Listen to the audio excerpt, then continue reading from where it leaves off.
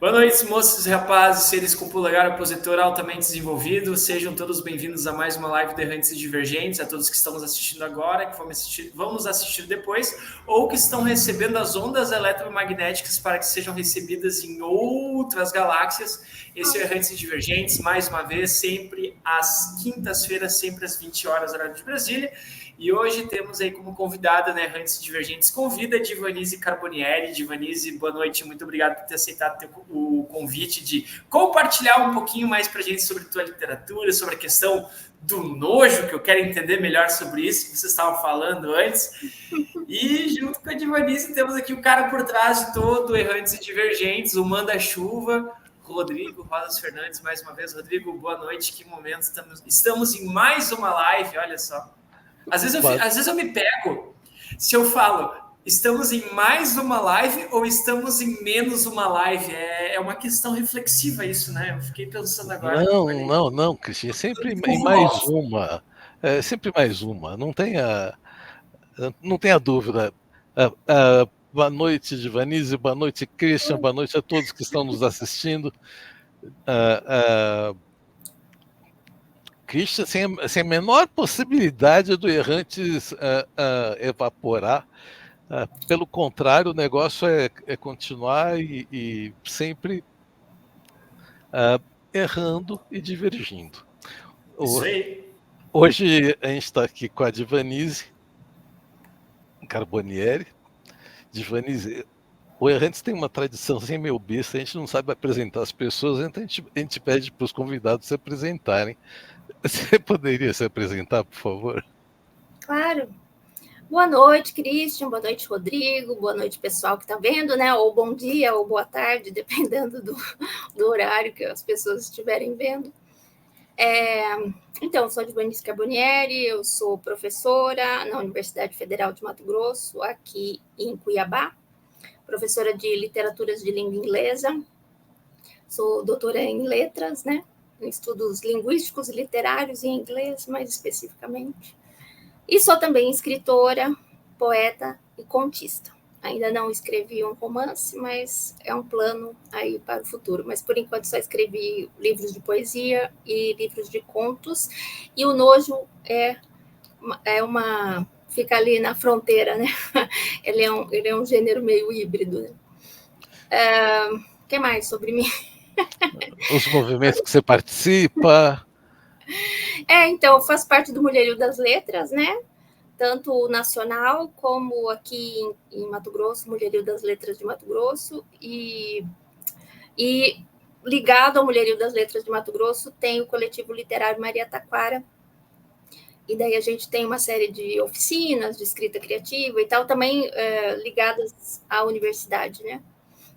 Fora isso... Como funciona isso? O coletivo? O Mulherio coletivo, O Mulherio das Letras é um movimento que começou em 2017, né? Houve uma flip, eu não estava presente nessa flip, mas nessa flip estavam presentes escritoras como a Maria Valéria Rezende, a Conceição Evaristo, a Alice Ruiz, Rosângela Rocha Vieira Rocha. Vieira Rocha. E elas... houve alguma conversa lá a respeito de terem poucas mulheres nas mesas da programação oficial da Flip. E daí, então, elas decidiram fazer uma espécie de levantamento para ver quais eram as escritoras, quais eram as mulheres que estavam escrevendo no Brasil ou que estavam na cadeia do livro, né, editoras, ilustradoras e tal. E elas começaram, então, um grupo no Facebook. E daí, assim, foi em 2017 tudo isso que aconteceu, que elas iniciaram o grupo. Eu entrei no grupo em 2017, esse grupo do Facebook, mas um pouquinho depois, né? Eu não estava nessa flip, um pouquinho depois. E daí, todo ano tem um encontro nacional do Mulherio das Letras. Só mulher no grupo do Facebook? Mulheres, mas daí cis ou trans, né? Mas mulheres, pessoas que performam o feminino, né? Tá.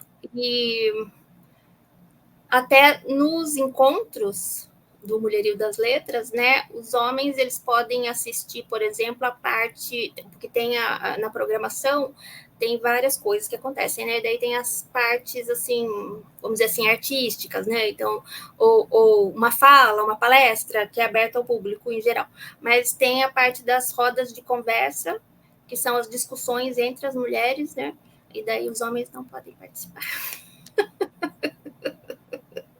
Nem como ouvinte. E, Christian, e nem por isso somos o tema, viu? Fique tranquilo. Não somos o tema, não somos o objeto, tema dessas rodas. O homem não chega a essa altura. Isso é uma prática da Grécia Antiga. Como é relacionado à questão do mercado do livro, né? Então, normalmente essas rodas de conversa têm a ver com isso, né? Tem vários temas, mas pode ser assim, autopublicação, oficinas, escrita criativa, e daí é voltado especificamente para mulheres.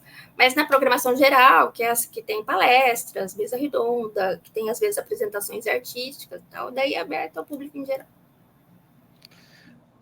Eu já falei isso numa outra live, provavelmente você sabe que as mulheres gregas, de vez em quando, elas se separavam, subiam a montanha, davam chegar para os homens ficavam lá embaixo reclamando, pô, o que elas estão fazendo lá em cima? Elas não estavam fazendo nada além do que descansar. Sim. Desse gênero chato chamado masculino, a qual nós dois pertencemos. Precisa de um descansinho de vez em quando. Exatamente. Um descansinho é bem... eu sinto quando eu peso para minha mulher que ela precisa de um descansinho. Essa sensibilidade a gente tem que ter, pelo menos. Christian, você tem nojo do quê? Cara, nojo. Eu nojo. não como banana. Nossa, é mesmo? Me julgue. Mas é tão gostoso. Pois é, mas aí que tá, é frescura, sabe? Porque a banana in natura eu não como. Agora, batida de banana, banana amassada, eu como de boas. Não sei porque é a frescura. Em rodelinha você come? Como tranquilamente. É ele in natura que eu não como, sabe? Tem que amassar. Aqui eles têm, aqui eles comem muita banana na culinária cuiabana, né? Banana frita. Tanto os tipos é que eu não sei, né? Porque tem a banana chips aqui, como se fosse batata chips, tem a banana chips, que é vendida assim em vários lugares. Mas tem também, assim, na culinária do dia a dia, a banana frita, que daí não é chips, é como se fosse aquela banana que a gente come com a feijoada, sabe? Só que aqui ele Aqui no sul a gente tem duas grandes, né? Não é especiarias, mas vamos dizer duas. Enfim, a gente tem a banana catarina e a caturra, que são as que eles utilizam assim, na culinária. Essas que eles usam para culinária, acho que é banana da terra, alguma coisa assim. É que eu sou péssima na cozinha, então. Mas eu como nos restaurantes aqui quando tem. E também uma coisa que eles fazem muito aqui é farofa de banana. Farofa de banana é muito comum aqui. Divanise, você tem nojo do quê? Então, em relação ao corpo humano, né? Em relação à culinária, seguindo o exemplo do Christian, é ovo. Ovo eu concordo, também tem um pouco de nojo. Né? Mas em relação ao corpo humano, assim, muita coisa em relação ao meu próprio corpo, né? Eu não sou tanto assim de julgar o corpo dos outros, mas porque as mulheres são muito pressionadas, né? A ter um corpo assim mais padronizado. Então, por mais que eu faça uma autorreflexão, por mais feminismo, sempre tem alguma parte do corpo assim que está incomodando um pouco mais. Não é exatamente nojo, né? Mas assim, sei lá, causa um incômodo às vezes. Que a gente luta para se libertar disso, mas é algo tão inculcado, né? Antes da gente entrar nisso, eu só queria me posicionar em relação ao nojo, que eu tenho... Primeiro, qualquer prato que você vai comer, ele precisa encantar os olhos. Ah, sim, Se for feio, é difícil de comer. Se for feio, é difícil. A gente vai convergir. E eu tenho o maior nojo daqueles arrotinhos silenciosos que a pessoa dá e que, sabe, aqueles arrotinhos de Coca-Cola assim que solta. Aquele arroto libertador que tu assim, ó, tu comeu, tu encheu o bucho, foi numa pizzaria, aí tu vai tomar aquele bolinho de cola, assim, ó, e solta aquela ópera musical. Mas talvez seja melhor do que aquele escondidinho que vai longe, sabe? Eu tenho nojo de piscina de clube também, porque eu acho que ninguém se lavou antes de entrar lá. A impressão Não, o que eu caso da tenho... piscina, eu acho que o pior é a urina, né? O pessoal urinar na piscina pública, assim, daí é complicado. É complicado, né? É bem complicado, mas de nojo, o nojo... Bom, na verdade a gente está falando sobre o livro da Divanise chamado Nojo. É um livro que não tem ponto, não tem vírgula. Ele começa começo, fim, numa reta, de nojo atrás de nojo, atrás de nojo, e nojo de dedinho do pé da mulher quando o dedinho do pé é feio. A gente joga ela a gente joga ela na fogueira como se fosse uma feiticeira. A mulher tem um pezinho feio assim, já joga E muitas mulheres têm, eu acho que no Nojo tem uma narrativa, acho que sobre pés, né? Tem sim. Porque muitas mulheres têm esse problema assim com os pés, assim, essa relação com os pés. Pode parecer uma coisa, né? Que importância tem, né? O pé, mas muitas têm sim uma inadequação com os próprios pés. O Nojo, ele é principalmente sobre mulheres, né? Eu acho que a pressão estética atinge também os homens, mas principalmente hoje em dia, né? Mas ela é muito mais violenta em cima das mulheres, tem uma cobrança muito maior das mulheres em relação aos padrões do corpo e tal. E daí, então, no livro, são mulheres falando, né? Tem um homem trans, mas daí, como ele está em transição, né, uma pessoa que está saindo do gênero feminino para o gênero masculino, ainda em processo de transição, compartilha muita coisa com o universo feminino, né? Então, coloco ele ali, mas é um homem trans, mas partilha desse universo das mulheres. E daí, assim, são elas falando sobre o corpo das outras e também sobre o corpo delas mesmas. E muita gente que lê o livro, muitas mulheres que leem o livro, falam assim, nossa, mas como que você sabe que eu falo isso para mim mesma quando olho no espelho? Ou como você sabe que minha mãe falava isso para mim quando eu era criança? Ou como que você sabe que eu já falei isso para... Porque é tão recorrente, é muito recorrente, são falas muito recorrentes que a maioria de nós já ouviu e já disse, né? Porque a gente acaba reproduzindo essa lógica, né? Sim. Não, maravilhoso. Nem que seja um chegar na orelha do outro e falar, putz, você viu que nojo aquele negócio? Não, você viu que nojo, né? Sim. E as mulheres, elas falam muito em relação umas às outras, né? Então, assim, aquilo que limita, né, todas nós, né, acaba sendo reproduzido. Mas você falou que já está muito inculcado. Você acha que isso já está totalmente enraizado na cabeça da mulher? Ah, sim. É difícil lidar com isso, assim, né? Precisa de muita conscientização e mesmo assim não sei se a gente consegue se livrar totalmente assim, dessas pressões, né? Dessa necessidade de estar sempre bem, né? Sempre bonita, produzida. Pois é. Como que...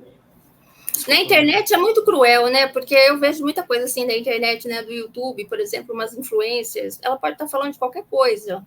Ela é uma influencer a respeito de questões econômicas, por exemplo. Daí as pessoas dizem, precisa colocar maquiagem, né? nos comentários. Ah, muito legal o seu conteúdo, mas, poxa vida, arruma essa sobrancelha aí que tá falhada, não sei. Sempre as pessoas elogiam, mas elas falam alguma coisa em relação à aparência, né, das mulheres. São cruéis? A mulher com a mulher é muito cruel? Os homens também, né? Mas eu acho que as mulheres acabam reproduzindo também, né? Umas às outras, né? Então, a mulher tá lá apresentando o blog dela, sei lá, sobre qualquer coisa, e daí a outra fala, mas por que não tá maquiada? Daí meio que se tornou uma obrigação, você ter que estar sempre maquiada. E os homens não precisam, né, estar maquiados. Eles vão no lugar, e tudo bem, às vezes vai na televisão, passa um pouquinho de pó para tirar o brilho, né, do rosto, mas eles não precisam estar maquiados para fazerem as coisas que eles fazem, né, para ir um casamento, por exemplo, eles não precisam estar maquiados, para fazer uma apresentação, eles não precisam estar maquiados. E a mulher, ela parece que se tornou obrigação. Você tem que fazer as coisas maquiadas. Você não pode ir com o seu próprio rosto. Você tem que dar uma melhorada no seu rosto. Então, para você existir, o seu próprio rosto não serve. Para você existir, olha só, seu rosto tem que estar, né? Você tem que dar uma melhorada, botar uma maquiagem, arrumar esse cabelo, né? É cultural isso, né? E eu me lembro muitas vezes que na minha família, às vezes, as minhas primas falavam, né? Assim, vai botar um batom nessa tua boca. Batonzinho, vai colocar um batonzinho. E a lá correndo, aí, nossa, agora sim, tá mais vibrante, né? Tinha que se colocar alguma maquiagem, né? Pra tu ter, entre aspas... E o homem, você não vai falar pra ele, né? Pro homem, vai lá, põe um batom. O homem, às vezes, pra sair, ele toma um banho só, quando muito, né? Corta o cabelo e beleza. Foi o que eu fiz pra live. A aeromoça, por exemplo, né?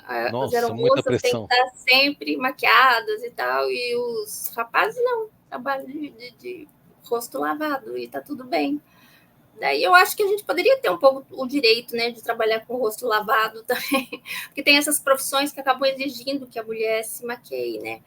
A aeromoça, caixa de supermercado. Aqui, por exemplo, eu vou em vários supermercados de grandes a pequenos e as moças estão sempre maquiadas. As moças do caixa.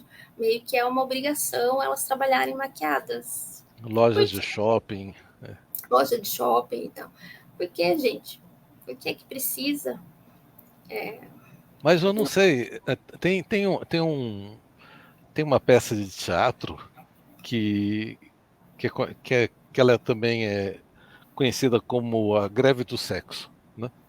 Sim. É linda. E as mulheres se maquiam, que fala? Acho que sim, maqueiam, né? Maqueiam. E colocam roupas transparentes, tudo isso porque os homens não paravam de falar sobre o Corinthians, não paravam de falar sobre briga, guerra e porre de cerveja. Na verdade, a peça é clássica, Grécia Antiga. Lisístrata, né? Lisístrata, exatamente.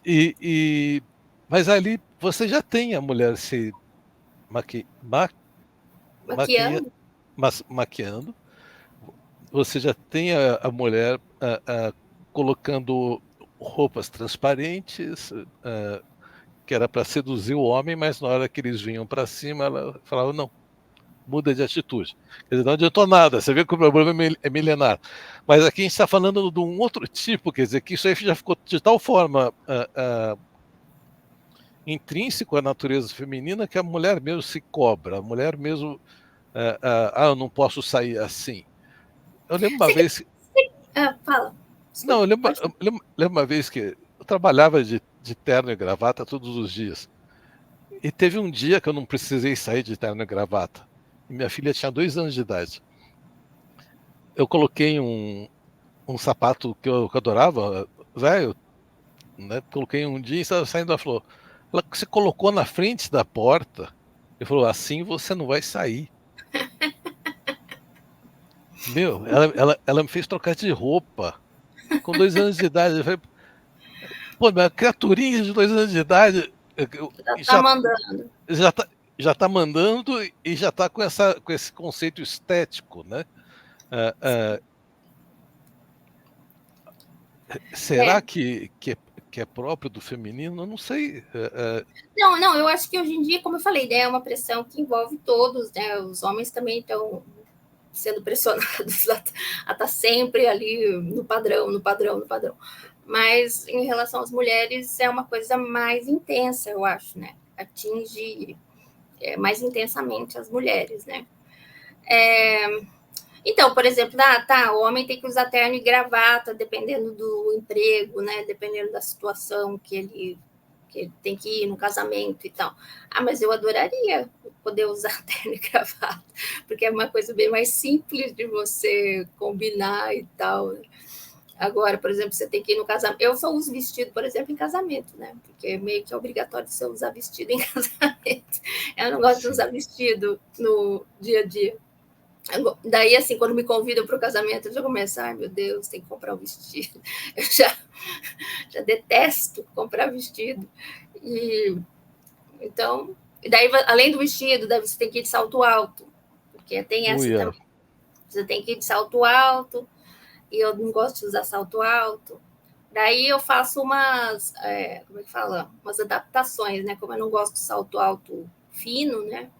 Eu uso plataforma, eu uso outro tipo de sapato que ele levanta um pouquinho, mas não é aquele salto fino. Aquele salto fino eu não sei andar. Não sei andar naquilo. Divanise, se eu te falasse que homem pouco olha para isso, você acreditaria? Eu acho assim que até o salto, na verdade, assim, o salto fino, ele acaba torneando assim a perna. Então, Torneia. Dá uma impressão assim, valoriza mais a perna, né? Mas assim, eu acho muito sacrifício usar aquilo, então não uso. Eu quando tenho que usar, né, nessas situações que você. E eu ainda sou baixinha, né? Então tem uma cobrança muito grande para usar salto. Então, mas eu uso esses de plataforma que são mais fáceis de você se equilibrar, você tem mais equilíbrio e tal. E a coluna agradece também, né? A coluna agradece. Sabe que tem gente que usa tanto salto que depois de um tempo não consegue mais parar de usar, porque meio que os tendões, sei lá, ficam tão acostumados com aquilo que depois a pessoa não consegue mais. O tendão de Aquiles, quando você pisa com o pé inteiro, ele está todo esticado. Quando você pisa só com salto, ele fica retraído. E daí só tem um conserto, é andar de tênis reto, sabe? Para o tendão voltar a fazer esse movimento. Mas isso aí eu conheci justamente por causa de uma mulher que andava de salto alto e começou a ter dores incríveis. Tem várias. Então, tem muitas que trabalham, né, 8 horas por dia com aquele salto fino e tal. Eu admiro. Nossa, admiro demais, porque não consigo mesmo. Mas vamos voltar para a questão do nojo. Porque a gente está falando, o nojo ele tá totalmente, pelo menos exposto dessa maneira, ele está totalmente direcionado aos olhos, à visão, né? Nesse caso específico, né, que o livro fala a respeito desses nojos que a gente sente, né, Sim. em relação ao corpo humano. Sim. Então, no livro é principalmente o visual, né? Eu acho que deve ter em outras situações nojo que você tem de cheiro e tal, né? Mas no livro é principalmente o visual, né? A questão da estética. Até o título do livro meio que veio disso, assim, né? Porque esse livro, assim, era uma série de pequenas falas, né? São personagens falando, não tem um narrador, né? São personagens falando. Na maioria das vezes não é exatamente um diálogo, porque você não tem a resposta de outra pessoa. Às vezes elas estão falando com uma outra pessoa, mas você não tem a contrapartida, ou elas estão falando com elas mesmas, né? Ou pensando. Então são monólogos, vamos dizer assim. E quando eu comecei a escrever, né, fui escrevendo essas pequenas esquetes, assim, né, e daí comecei a reparar que saía muito essa palavra nojo, ai que nojo, em relação às questões do corpo, né. Fulana tá muito gorda, ai que nojo, colocou um shortinho e tá com essa bunda enorme, ai que nojo. Então eu percebi que estava muito recorrente essa palavra, né. Eu falei, olha só, um título legal para o livro. E daí acabou ficou esse título mesmo, Nojo. Não, é maravilhoso, porque o nojo, ele causa uma repulsa, mas também uma atração. Vamos pegar lá Sim. o caso que você conta das mulheres que tinham um dedinho do pé feio e eram consideradas bruxas e iam lá para a fogueira. Se aparece uma mulher com, sei lá, com o pé mal feito, com aquela unha de gavião, né? Eu tinha um amigo que ele não ia bem na matéria de geografia, porque falou assim, mas por que você não vai bem, né? Porque eu tenho nojo do pé da professora, você já viu o dedão do pé dela? Eu falava, mas não vou perder meu tempo olhando para um dedão do pé feio, entendeu?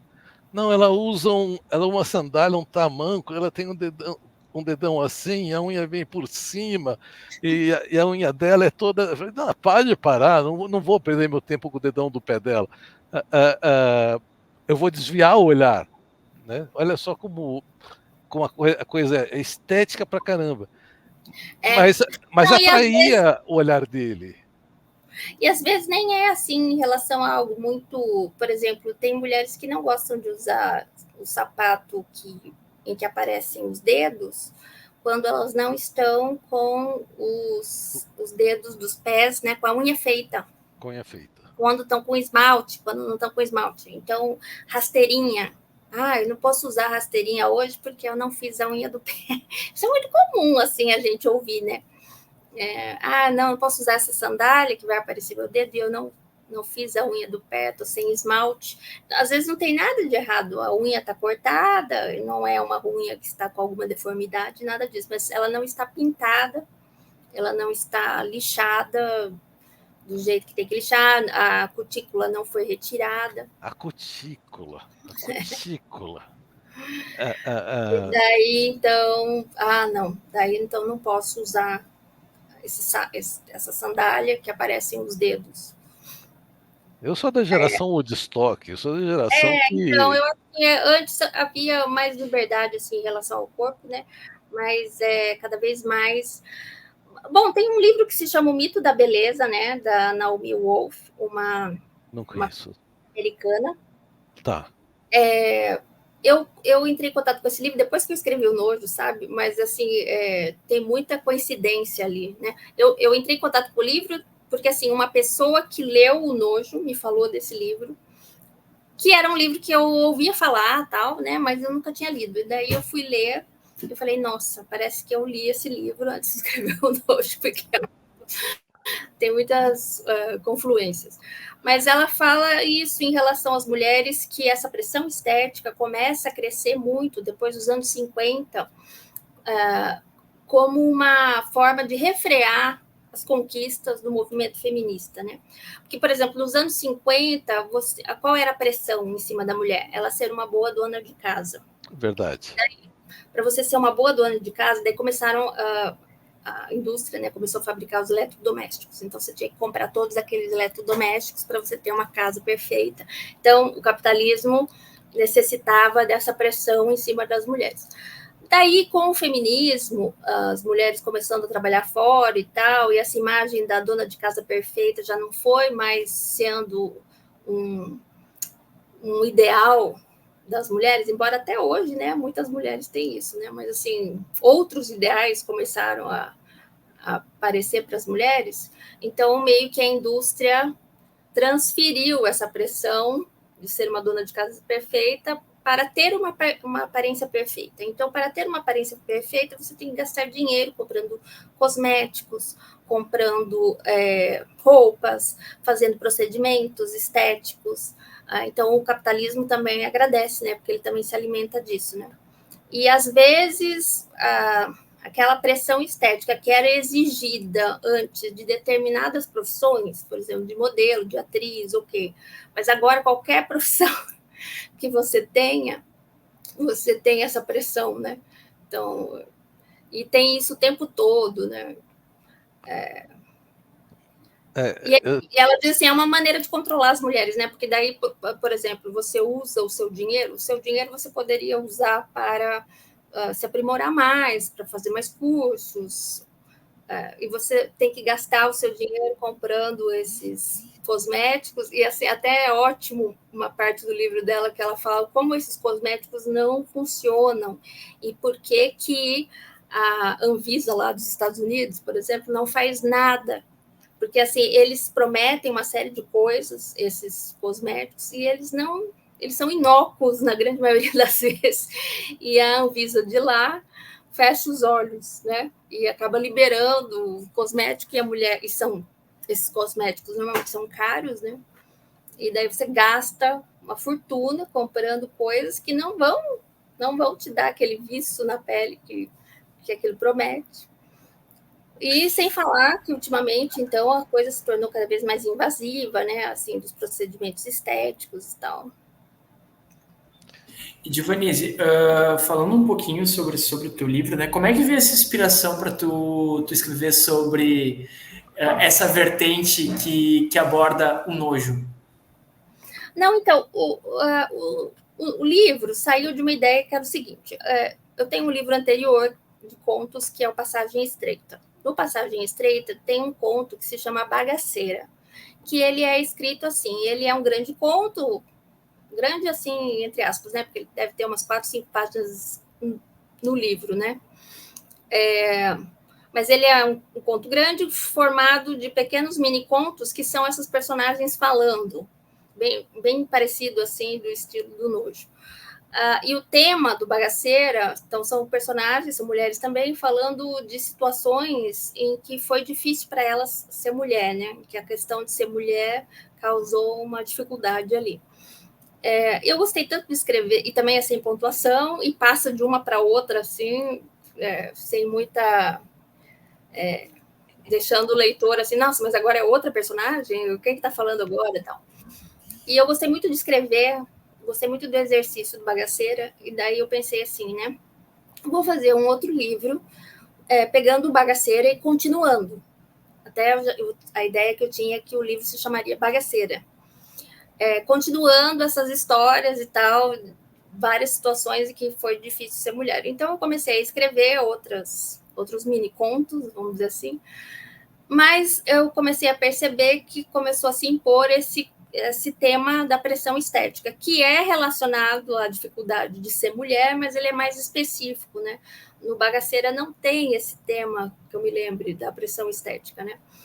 Mas daí começou a ser muito recorrente, apareceram outros temas também, enquanto eu estava escrevendo, mas esse da pressão estética se impôs, vamos dizer assim. Daí eu comecei a observar, comecei a gostar da coisa, falei, não, então vamos abandonar esse plano inicial e vamos explorar isso, essa questão da pressão estética. E daí comecei a desenvolver. Eu sei que às vezes dá a impressão de que é um livro meio escrito assim, escrita automática, mas não é verdade. Ele demorou muito tempo para ser escrito, ele foi muito reescrito, tanto os fragmentos quanto para a composição total, assim, de juntar os fragmentos. Houve umas 3 tentativas, assim, de juntar, daí eu não gostava, daí eu desmembrava de novo, juntava de novo, juntava de novo. E os fragmentos foram também muito reescritos várias vezes, né? Então, foi esse o processo. E daí, assim, era um livro que eu achava que estava muito ruim, que era muito ridículo, que todo mundo ia falar assim, nossa, mas que livro ridículo.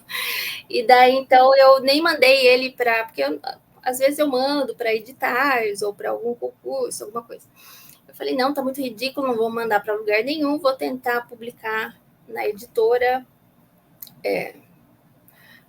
por recursos próprios. E daí mandei para a editora e tal, e no dia que foi para a gráfica, né, o dia que estava pronto e iria para a gráfica, o editor me avisou, né, olha, o livro vai para a gráfica. Eu ainda pensei, vou impedir isso, vou evitar, não, será mesmo? Eu ainda tive aquele momento de hesitação, se eu deveria ou não realmente publicá-lo. Eu falei, só se vive uma vez, né, vamos publicar. E, de repente, foi o livro que eu tive mais resposta, assim, né? Foi o livro que foi mais lido meus outros livros, o Passagem Estreita, por exemplo, é um livro que teve uma trajetória, vamos dizer assim, mais vitoriosa, vamos dizer assim, né? Porque ele esteve na final do Jabuti, ele foi selecionado num projeto aqui que se chama Literamato, enfim, naquele prêmio também Guarulhos, que existia antes, ele foi semifinalista. Então, ele teve uma trajetória, assim, pelos prêmios, assim, mais expressiva. O Nojo, coitado, não pegou nada, né, resfriado, né? Mas ele foi mais lido e mais comentado pelas pessoas. Teve uma resposta, assim, mais rápida de público. O Passagem Estreita, por exemplo, é um livro que eu acho ele pouco lido, assim, ele não é muito lido pelas pessoas. Eu acho que ele tem também alguns pontos do Passagem Estreita são muito complexos, eu admito. Não todos, mas alguns são bem complexos, assim, e daí tem uma certa dificuldade. Então, o Nojo me espantou por causa disso, por essa resposta do público. Olha, existe um velho que olha para mim toda vez que olha no espelho, que bochechudo, assim, com uma barba branca, com cabelo meio branco, com o olho meio caído, um mais caído que o outro, e que eu fui até fazer terapia para aprender a arte de envelhecer. E daí eu falei, caramba, será que a autora não vai entrar no campo da questão do envelhecimento e da morte? E daí, pau, batata, você vai lá e cai na questão do envelhecimento e da morte. Daí eu fiquei pensando, eu falei, meu, essa menina é um gênio. E daí eu estava pensando, tá, o nojo ele atrai atenção, ele refuta, mas também ele refuta a condição humana, não? Porque a condição humana é essa, né? A gente tem um corpo corruptível, né? Um corpo que vai se corrompendo, vai se decompondo enquanto você está vivo, né? Inclusive, e vai terminar na morte, né? Então, todo dia o corpo vai ficando um pouco mais desgastado, até Sim. que... E a cabeça é de criança, esquece, relaxa. Nossa, a cabeça é de criança, é isso mesmo, né? A É, cabeça é de criança. A gente não envelhece aqui. não, Eu, pelo menos, né? Não sei se todo mundo, mas eu me sinto muito criança, assim. não, eu tenho 7 anos de idade, eu tenho certeza disso. O que eu falo, a criança sempre sai correndo. A Sim, criança sempre sai correndo na frente. sim. Mas, Depois que mas, vai ver, né? Se pode ou não, né? Se o corpo mas aguenta. o nojo me coloca diante do real e da condição ah, ah, precária que o ser humano existe, que é uma passagem. Então esteja atento, porque o seu corpo ele vai ter uma trajetória. E, inclusive, eu acho que, na boa, eu acho que a mulher chega no pico aos 40 anos. Acho que a mulher está no auge da beleza aos 40 anos. Não é quando é a novinha, acho que a beleza da mulher é aos 40 anos, não tenho dúvida. E aos 35, a maioria dos homens já está com aquela barriga. E, e outra Os coisa que eu. homens héteros, né? Porque muitas vezes os homens homossexuais são mais, Se cuidam mais. mais da Se cuidam aparência. mais. É. E tem E também uma fazem. pressão estética forte em cima deles, né? Eu acho que em cima dos homens héteros, como ainda é o grupo dominante, né? Então, essa questão da pressão estética é um pouco diluída. Se o cara, por exemplo, tem dinheiro, né? Então, ele pode ser um pouco mais desleixado assim, com a aparência, porque ele se sente bem, porque ele conquistou dinheiro, ou conquistou poder, ou conquistou influência. Então, a pressão estética não passa tanto. Embora, como eu falei, eu acho que todos hoje são atingidos pela pressão estética. Então, por exemplo, a gordofobia é muito forte, né? Então, as pessoas que engordam, sejam homens ou mulheres, sofrem muito preconceito. Agora, em relação à mulher, assim, é um crime terrível você ter engordado, né? Você não está fazendo de tudo ao seu alcance para emagrecer. Como assim você não está se matando para emagrecer? Você tem que fazer de tudo para ficar magra. E E eu acho que os homens, às vezes, são um pouco menos pressionados por isso, né? Já que eles talvez sejam pressionados por outras coisas, né? A necessidade de ter dinheiro, de ter sucesso, né? De Ser ter bom provedor. mesmo hoje, né? Que o homem não é o único provedor da casa, né? Mas assim, essa questão de ter No meu tempo é. sucesso, ter dinheiro, é uma pressão muito grande ainda em cima deles. Sim, sim. A questão de estar acima do peso, eu acho que é uma questão de saúde. Ah, ah, eu acho. Eu sempre fui sanfona, né? Ah, Ah, sim. ah, meu histórico é sanfona. Então, quando eu estou acima do peso, minha pressão sobe, meu colesterol piora, e eu sou obrigado a fazer um regime, que já fiz uns 500 na vida. Então, eu sempre achei que é uma questão, pelo menos para mim mesmo, eu nunca cheguei e falei, nossa, que mulher gorda, que nojo. Não. Ah, ah, não, tem mulheres que estão acima do peso e são lindas. Assim como tem mulheres magrinhas e são lindas, né? Ah, ah, mas o homem é mais condescendente com ele mesmo. O Sim, o homem hétero tende a ser, né? homem hétero, como você bem Mas pontua, um tá dia certo. eu estava vendo uma conversa de dois homens e eles estavam falando assim que na adolescência eles não usavam, eles não iam na praia, não ficavam sem camisa na praia, porque eles tinham gordura nas mamas, né? Então o peito deles parecia um pouco o peito feminino, né? Daí então eles não tiravam a camisa na praia quando eles eram adolescentes. Eles estavam falando isso, eles já eram mais velhos e tinham superado isso. Daí eu fiquei pensando, né? Até me chamou um pouco a atenção porque eu pensei assim, nossa, os homens também então têm esses problemas, né, em relação ao corpo e tal. Mas eu fiquei pensando que ali não era exatamente uma questão estética. É estética, claro, mas assim, o principal ali é que o peito deles parecia o peito de mulher, né? Então, não era tão masculino. Então, não era uma questão de ser feio, é uma questão de parecer o corpo feminino, então é algo vexatório. Então, se você sendo um homem hétero, tem um corpo que por alguma razão se assemelha ao corpo feminino, isso é vexatório, isso é um motivo de vergonha, então tem que esconder, né? Bem colocado. E sempre tem um amiguinho que faz bullying, quando você tem 12, 13 anos, que fala lá e fala, que peitinho de mulher é esse lá? E dói, Isso. porque tá cheio de hormônio, né? Ah, Então é interessante, fiquei pensando, né? Então tem esses exemplos aí também da pressão em cima dos homens, mas às vezes não é tanto assim em relação a ser feio ou bonito, mas no caso aparecer com o corpo da mulher, porque sempre, né, isso, né? O homem, na verdade, assim, a pior desgraça para o homem é se parecer com a mulher, né? E em alguns casos, na cabeça das pessoas, por exemplo, uma travesti, uma mulher trans, na cabeça de muitas pessoas é um homem que não quer ser homem, né? Que está querendo ser mulher. Então isso tanto é assim que são grupos que sofrem muita violência, né? Porque os outros sim, homens muitas vezes não aceitam isso, né? Que essa pessoa, que esse homem não queira ser homem como eles, né? E queira imitar mulheres, né? Como assim? É quase uma traição, né? Em relação a esse grupo dominante. Como que você vai querer ser em relação a esse outro ser que é inferior, né? Você que nasceu homem, que nasceu do grupo dominante, daí você vai querer participar do grupo inferior?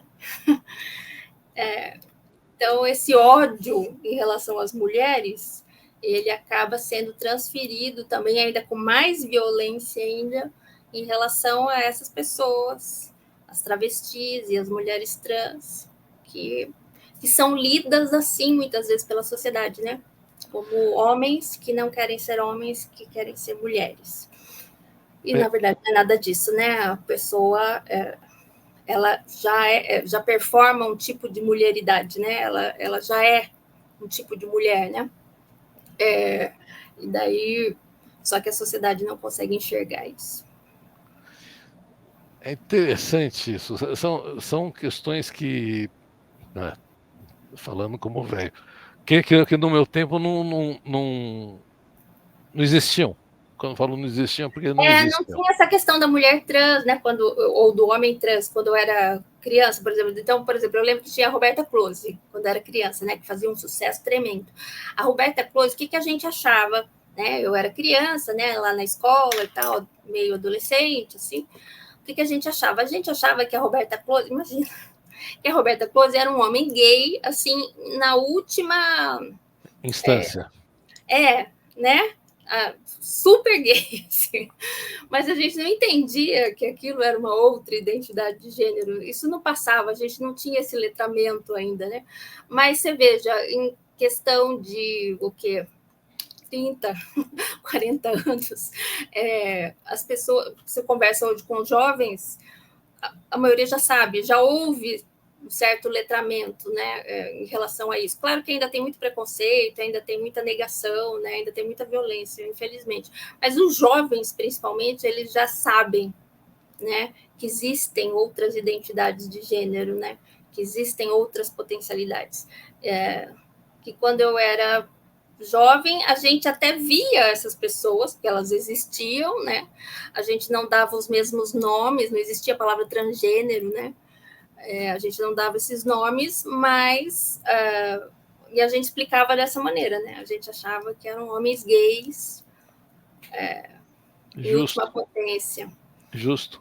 Mas houve uma evolução, eu acho, né? E claro que No mundo inteiro, né? Claro que tem aí um discurso querendo conter isso, né?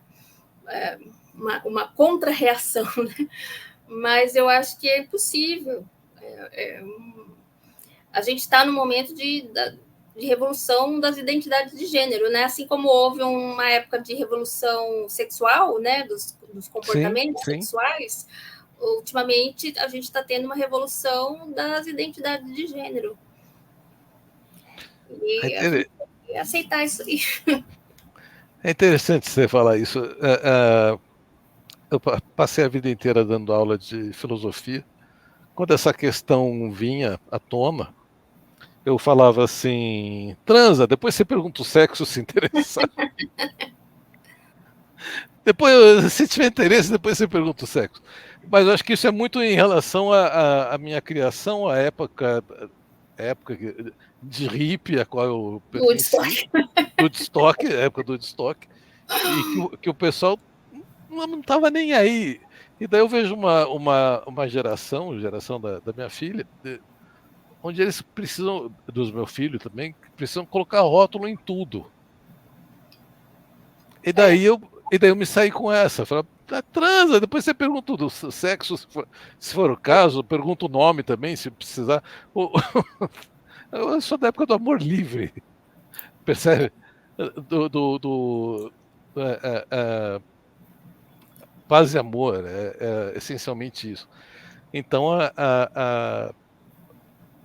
então, mas eles estão colocando outras questões agora para a gente, né? Então, por exemplo, tem as pessoas que não se identificam nem como homens, nem como mulheres, que estão ali, que são gender fluid, né? Ou não binário. O que é isso? Não fluid? Gender fluid é uma pessoa gender que fluid.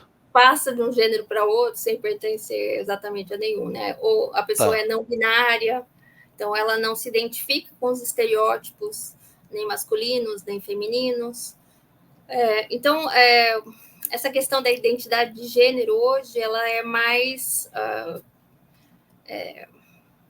criativa, vamos dizer assim, né? Tem coisas aí surgindo e os jovens mostrando para a gente como é possível. Eu, às vezes, brinco, né, com os meus estudantes e falo, né, eu acho que eu sou não binária também, porque eu não me identifico com aqueles estereótipos, assim, clássicos do feminino, né? Então, como eu falei, eu não gosto de usar maquiagem, eu não gosto de usar salto, eu não gosto de usar vestido. Mas também eu não me identifico como homem, né? Não sou homem. Os estereótipos de homem, né? Então, eu fico ali entre uma coisa e outra, né? Acho que a gente pode resumir em seja feliz e tá tudo certo. Isso aí. Eu acho, Christian, a vida inteira primeiro, não sei jogar futebol. Segundo, às vezes que eu tentei, eu quase fiz um gol contra. Me expulsaram para fora. Levei fama de viadinho a escola inteira, né? Então tem Enfim, essas outras masculinidades, né, que não são essa masculinidade hegemônica, né? Então, pela masculinidade hegemônica, você tem que saber jogar futebol, você tem que ser muito macho, muito assim, muito agressivo, muito incisivo, muito incisivo e tal. Mas mas tem Ivanese, outras, né? Tem eu não, outras masculinidades, nem todo homem é assim, e mesmo assim ele se considera homem, né? Mas tem essas pessoas também que não se consideram nem homens nem mulheres e tá. ficam ali. Tá, eu nunca encanei muito com isso, pelo contrário, meus amigos que faziam bullying são os melhores amigos até hoje, porque você só tinha que sobreviver ao ginásio. Se você Tem que sobrevive ao sobreviver ao ginásio, ginásio, sobreviver ao ginásio, daí a vida. a É vida meio fica, assim, né? A gente tem que sobreviver à fica infância, fácil. né? A infância e o ginásio. Sobrevivendo à infância e à adolescência. Nossa, É até bom a gente falar isso, né? Porque tem muitos jovens aí, eu acho que estão sofrendo e pensando em acabar com tudo. Gente, assim, sobrevive à infância, sobrevive à adolescência, depois a coisa melhora. a minha infância foi horrível, não vou nem perder meu tempo contando sobre ela, que foi uma porcaria. Olho para trás, não tenho saudade nenhuma, não tem uma coisa que eu fale, ô. Coisa doida isso, né? Por que a gente tem que passar pela. A gente passa pela infância e depois leva o resto da vida para se recuperar, né? Da infância. Dá-lhe terapia, dá-lhe terapia. Agora, tem gente que diz, né? Eu acho incrível, tem gente que diz que teve uma infância feliz. Não, a minha infância foi a melhor fase da minha vida. Meus filhos falam. Eu falei, Que eu bom. levei um espanto. Perguntei para minha filha e para meu filho, eles deram em ocasiões diferentes, há pouco tempo. Falei, como é que foi a infância de vocês? Meu filho deu um pulo, falou, pô, foi a melhor infância possível. E para minha filha, ela falou, pô, foi maravilhosa. Eu falei, que bom, foi um susto para mim também. Né? Eu também fico. Talvez por saber o que é uma infância ruim, chata Sabe o que eu acho complicado da infância? É que você está à mercê dos adultos, né? Você está à mercê. Daí, se você tem adultos responsáveis cuidando de você, ok. Mas se você tem adultos que às vezes não é nem por culpa deles, mas às vezes eles têm tantas questões com eles mesmos que daí aquilo passa para você assim automaticamente. Então, por esse fato, né, de você estar à mercê desse outro que muitas vezes não tem condições de cuidar de você por uma série de razões. Então pode ser bem complicada a infância por causa disso. Agora, se você tem a sorte, né, de estar com adultos que são responsáveis, que já se resolveram em alguma medida, daí pode ser prazeroso, realmente, né? Eu acho que tem dois tipos de adultos, aqueles que têm memória e aqueles que não têm memória, sabe? Ah, sim, tem gente que não lembra, mas o próprio fato de você não lembrar muito da infância já indica trauma, né? Não, aqueles que sabem que fizeram besteira no passado, e sabem, filho, não faz porque Eu já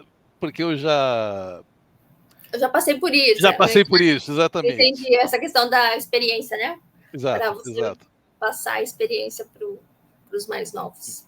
Mas, Divanise, eu fiquei super surpreso com o seu trabalho, porque ele aparece ele começa pela aparência, ele vai aprofundando, ele leva a questão básica da filosofia e da existência humana, que é a questão do corpo, que é a questão do corpo que vai perdendo eu ia usar a palavra encanto, olha que horrível. Seria um ato falho? Não sei. Ah, ah, ah, do corpo que vai perdendo suas características e vai ficando velho, posso falar porque eu sou velho, e Vai se corrompendo, não sei, vai vai se se corrompendo, perfeito, realizando. em linguagem grega, vai se corrompendo. E até caminhar para a morte, E Sim. eu, e daí eu falei, nossa, eu morro de nojo, só para terminar, quando a pessoa morre, que tem aquele Velório? velório com caixão aberto. Olha, eu queria muito que quando eu morresse não tivesse velório, mas acho que não dá, né? As pessoas precisam de velório. Mas eu Não, queria morrer e que me. eu acho que é pouco saudável, entendeu? Ai, é muito ruim, cara. Acho que é pouco saudável, eu acho Eu que acho que cheira você mal. fica ali, mas daí você não tá ali, né? E daí tá todo mundo ali te olhando, sem você estar ali, e na fase mais vulnerável possível, porque você está morto. Não pode fazer nada. Eu acho muito ruim também. Será que é Eu tudo gostaria vaidade? que não tivesse velório. O caixão fechado, pelo amor de Deus. Bom, estamos ficando mórbido, melhor parar. Talvez tudo seja vaidade, como diria Pascal. Mas eu acho que é importante para os outros, né? Eles precisam, porque assim, eu acho que quando você vai no velório, vê a pessoa ali, daí enterra, meio que conclui, né? Tem uma conclusão. Tem um fechamento, Parece que encerra o se você ciclo. não tem isso, né? Então, por exemplo, essas pessoas que têm parentes desaparecidos e tal, então não tem essa conclusão, né? Não, por mais o luto, acho que precisa dessa conclusão, né? Olha Altos que papos. altos papos. Cristian, se deixar, a gente vai até meia-noite. Inclusive já fica a sugestão da Divanise vir em outras temporadas para a gente falar sobre continuar falando, né? Sim, Porque é sim. papo para dar, vender, colocar a prazo. Opa, É, vou fazer. Vem, e vou da, fazer. e da aparência você vai para a essência. É muito louco, porque você começa com a questãozinha do nojo. Você tem nojo de quê? Né? Você tem nojo de quê? Por quê? Onde é que esse nojo vai te levar? Ah, ah, e aí, quando você vai ver, você cai na questão da idade, da velhice, Do fim, né? do fim, da finitude da vida, da condição humana, da Que condição precária são do as ser grandes humano. perguntas, né? De Assim, onde viemos, para onde vamos, né? O que somos, né? Essa é a grande pergunta. E eu sou uma inconformada assim com a morte. Não assim, eu na verdade acho que a morte é uma libertação. Daí sempre que uma pessoa morre, claro que eu fico triste, mas assim meio que se libertou, porque eu acho que a gente aqui está pagando uma penitência. Mas é algo que intriga, né? Por quê? Por que tem que acabar, né? E acaba e vai para onde? Acaba mesmo? Porque é o, daí você Cri- tem uma série de religiões tentando explicar, mas nenhuma delas tem certeza de nada, né? Não tem como você ter certeza o de Christian nada. explica. O Christian te explica. Com esse nome dele, né? Christian. Não, não, não. Ele vai te explicar através do Chomps.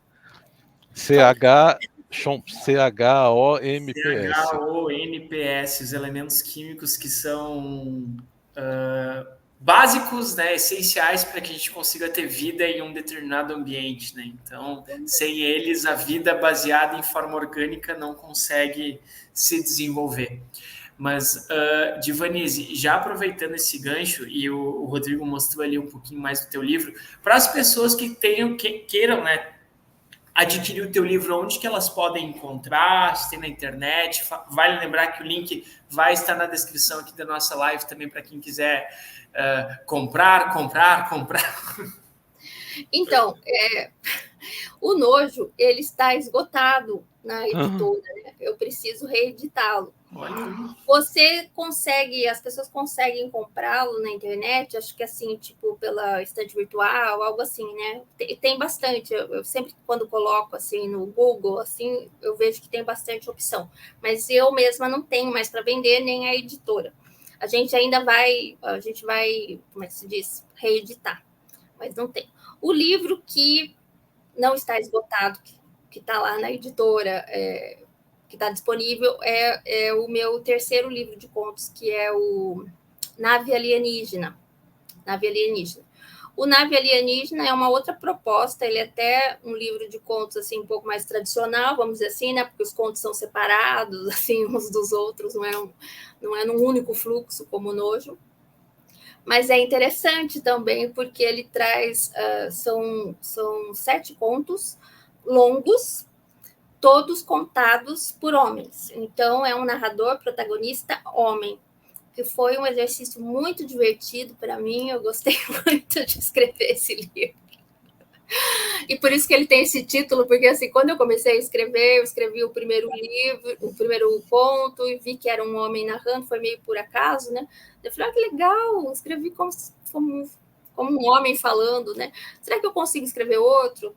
Consegui, daí lá pelo terceiro eu falei, gente, parece que é uma nave alienígena, né? Parece que você está dentro de uma nave alienígena tentando manobrar os controles. Porque não é só o fato deles serem homens, mas é porque são homens misóginos, todos eles, homens que odeiam as mulheres, né? Então, assim, essa coisa de estar dentro dessa cabeça com esses controles e ter que manejar esses controles. Então, foi divertido, foi um desafio. Então, o Nave Alienígena ainda está disponível na editora.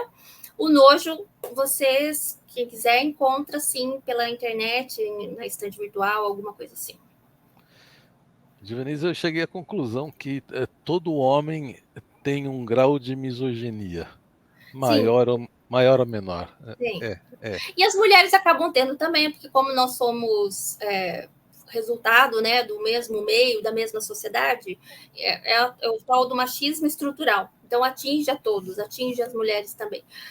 Mas eu acho que sim, os homens...